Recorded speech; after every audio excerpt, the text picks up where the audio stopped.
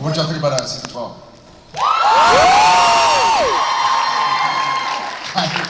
I think we were traveling or something. But I was, God, that's right. We were flying on a plane from the upfronts to London when the finale aired, right? Or the second to the last, the penultimate episode. Yeah, I think it was the finale. It must have been the finale. So we were in New York for the upfronts announcing season 13. And we were trying to find a way to download the DirecTV app to watch Supernatural because we had to basically be driving to the airport in Manhattan traffic for those of you in New York. And so we couldn't do it, and I was like, well, going to Twitter, and I started reading all of the comments. I've never been cussed out so much. It's like, you and Supernatural for killing everybody. It's like, What was one is it was like, it was just the crying emoji, and it's like, it's a slaughter fest. all the Game of Thrones. That's how I read it too. When I get that in my, it's like, it's a slaughter fest. Yeah, somebody just curled up with their pillow. The wet, what do they call it? The Red Wedding? Yeah, okay. A lot of Game of Thrones references. Quit watching Supernatural writers, quit watching Game of Thrones. We don't like that. So, it was interesting, but it is Supernatural, and anything is possible. All right. My question was, we see, spoiler, we see Cass die and Wait, who hasn't seen the season 12? Okay, please go to a different convention. What?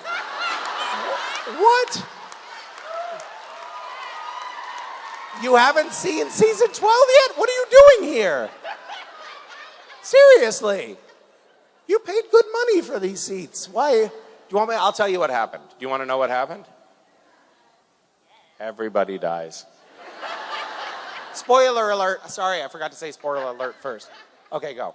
Hi. Hi. How's it going? Good. How are you? Great. Okay, so what was your guys' reaction to hearing about your deaths on the show? Were you expecting them, or were you shocked? I mean, I had it coming. It had to happen at some point. I had hoped it would be slightly more dramatic, but the throat slit's it's pretty good. Well deserved too. Yeah, thank you. Thanks for that. David Haydn-Jones shot me in the back of the head. So. He killed me too. Thank God he's not me. Why do you love him so much? No, I loved the last episode I got to do because I think Mick got to have a little bit of a hero moment when he went down, and he kind of joined the football. He turned his back on the British Democrats. No offense to our London peeps here, but you think he was dead right. He joined the good guys, in my opinion. He was about to, and so he kind of died in my eyes with the hero. Thanks. Okay, this is for David. Spoilers. What was your reaction when you read the last script? Of this season of Supernatural? Yeah, of course. Is everyone caught up? Yeah, I mean... Is anyone not caught up? Yeah. Well, if you're not, then you shouldn't be in this room. I'm not. Obviously it was spoiler game last night. So I was only supposed to be on for 3 episodes originally. That was my original arc. And it didn't say that I die, and then I was just I read that 3rd script, and it was Ketch drives off into the sunset or something. I can't remember what it was, but it was just very open-ended. I was I think I might have another episode. I was they can't write it. And so they kept getting scripts, and I would get it in PDF format on my computer, and I would type Ketch in, and go to the last page. Is he dead yet? Is he dead yet? Is he dead yet? Ketch is not dead! Ketch is not dead! So because in this show, you're just please don't die, I want a job. I don't want a job. Oh, that's great. That's so great hearing that story. But that's so great. Yeah. No. But then, and then you're yeah, I'm alive, I will always be, no. Oh, the sadness for Ketch. So how many episodes, forgive me, I haven't watched. How many episodes did you end up doing? Who the hell are you, Dave? Kel's like, What's your name? He's like, quick, tell me, like, why are you here? He was like backstage, he's like, I don't know, you're the guy, you with the face. What do you do here? I don't watch the show. That's half true. But I think like 12, I think we ended up doing 11 or 12. That's so awesome. But so, hey, but look, you're still here. So happy for you, dude. You're a pro. No, it's funny that you tell that story. That's a really great story. I had the exact opposite experience. I got my first episode and I was like, wow, this is awesome. This is really great. It's the Winchester's, it's the boy's grandfather. This is awesome. And then I got to the end, I was like, what? Yeah. I know. And to your point, Adam and I talked about this too. That was actually a harder day because at least for Ketch, his journey and to have that fight with Dean, it just was such a great story arc, and I was so excited for the work. It was actually a much harder day to come to set when Adam, I had to pop, boom, Fergus in the head. Adam's fine. I didn't kill him. He's not fine. Well, but that's Adam. He's still alive. Yeah, exactly. His ears are burning right now. He's like, oh, why? Why, dear God? Hey, it was good job, that's my Adam imitation. Yeah, you know, it's funny. They actually offered me 12 episodes, but I was like, it's too much. I'm just gonna do one, guys. We'll see how it goes. But it's always an interesting day on set for an actor when you have to die, because inevitably too, everything is shot out of sequence. So for both of us, we had to shoot our death on the first day of shooting the episode. Yeah. So you have this whole scene of dying, and then you're like, oh, and by the rest of the week, you're going to be doing paperwork and like taking phone calls, and you're like, but I just died. Can't we just make my death on the last day, and I can have applause and like, tears? no, this is TV. This is TV. It's not about you.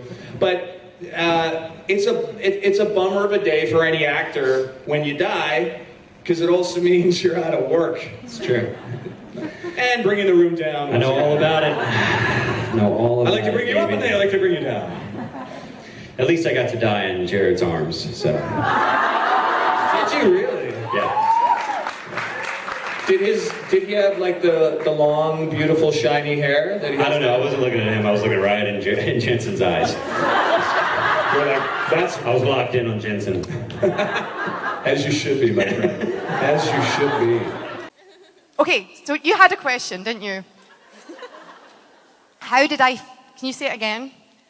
When you saw that Rowena died, how did you feel with how she died and like that she died without any goodbye? Okay, are you all sitting comfortably? Then I'll begin. So, I get the scripts sent to me because I'm a nerd and a geek, and I like to keep them all, and I'm nosy. And I was given a heads up by some writer friends in the department. I love the writers in our show so much. And like Bob Behrens, you know, we started at the same time. We've gone, you know, on a similar journey within Supernatural, and I love Meredith. I love the Regarding Dean. Love that episode so much. Loved it. And Steve Yockey, and I just did the audio commentary with Brad and Eugenie. And I love Andrew Dabb's episode. I always think he throws like bombs that go, poof. That's what he does, doesn't he? Like he's the guy that wrote Rowena's naked in front of a mirror in that episode. God bless him.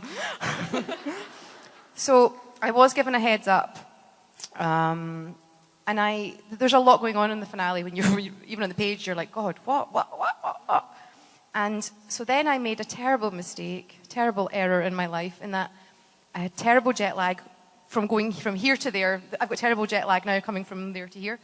But I stayed up till 3:30 in the morning, live tweeting the final two episodes, because I wanted to join in. I wanted to, I really enjoy doing the Thursday, the live tweets, you know, Catherine or Elena, and even my friends now watch the show and join in. And I love the social aspect of doing that. And the writers sometimes come along. And so I was in Scotland at 3 a.m.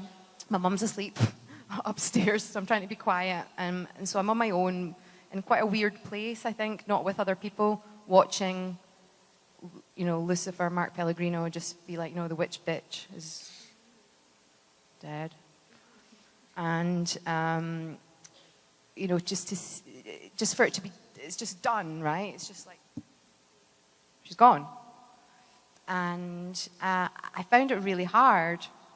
And I thought it was really brutal to see the charcoaled remains. I'm trying to make light of it on social media, but I thought it was really brutal. But I actually think in a good way, right? So here's the thing. I'm doing some research, and you don't even need to have done research to know this, but having done more research on witches and just the whole thing, finding out there's almost like a genocide of women centuries ago for being witches, and they were burned at the stake, or they were drowned as easily as he did that. So I kind of love the writing in that it's a true reflection of shit that's gone down for real, right? It was hard to watch it.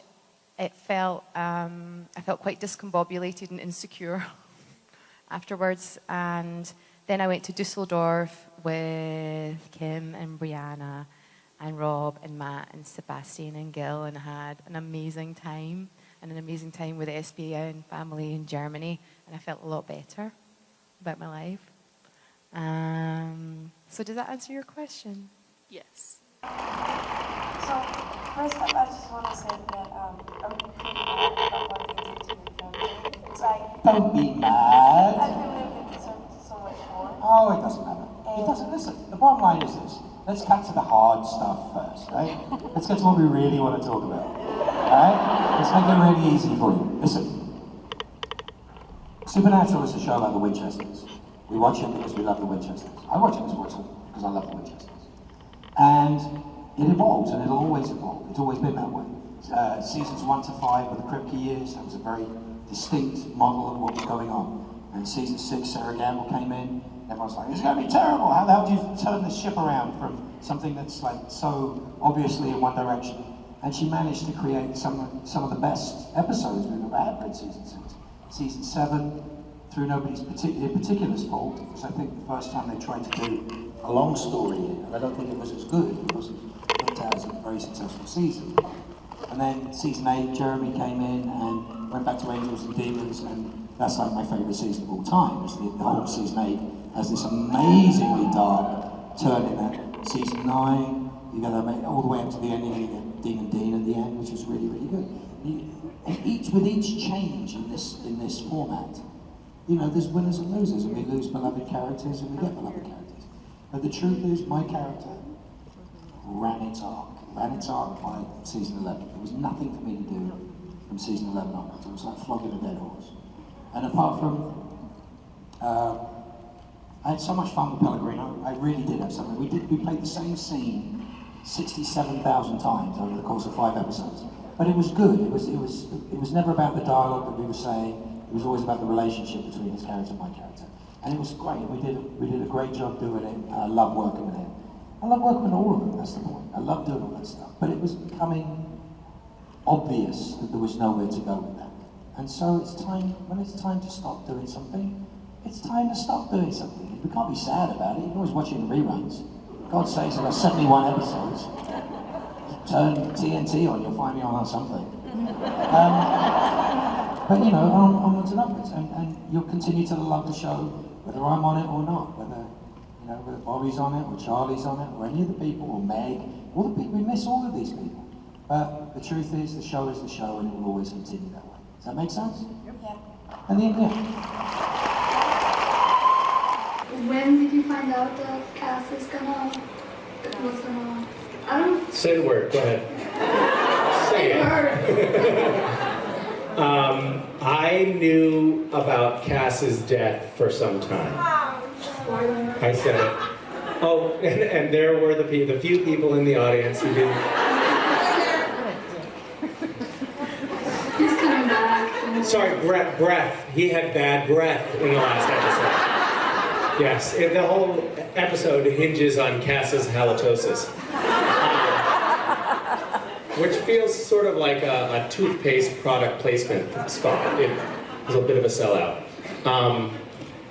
I knew, I don't know, maybe 7 weeks before we finished shooting, so a couple of months ago. Yeah. Thank you. You know you were coming back. What's that? When did you know you were coming back?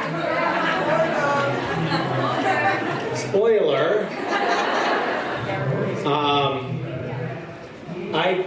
It took me, I don't know, a while, more recent, much more recent. Yeah. When Jared said that it was coming back.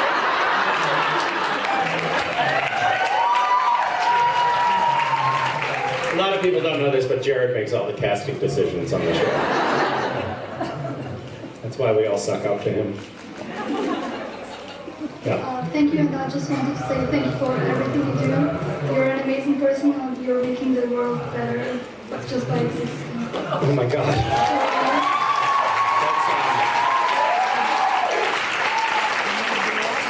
As are you. Thank you for being so sweet. Thank you. Hi. Hi. So, as you may know, one thing that we fans like to do to deal with unfortunate events in the story is to write fix-it fix. And Wait, what, huh? What? A fix-it what? What is that? basically a story to fix the actual story. What did you call it? A fix-it Fiction. Fix-it fic? No, I don't know. What is fix-it fic? So what's an example of a fix-it fic story?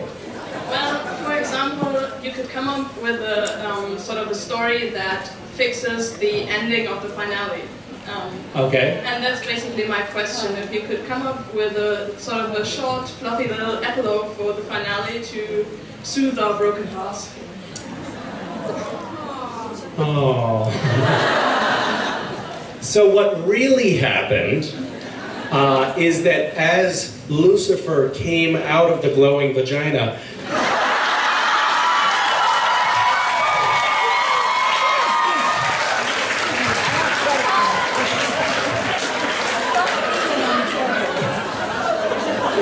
credit to Venetia and Krista. Cass pushes him forcefully back into the virtual birth canal, and Lucifer is taken back into his early childhood, where he re-experiences all of his youngest memories and turns into a good person. How was that? Thank you. You're welcome. You're very welcome. That's what really happened. We actually shot that part. It was a mess.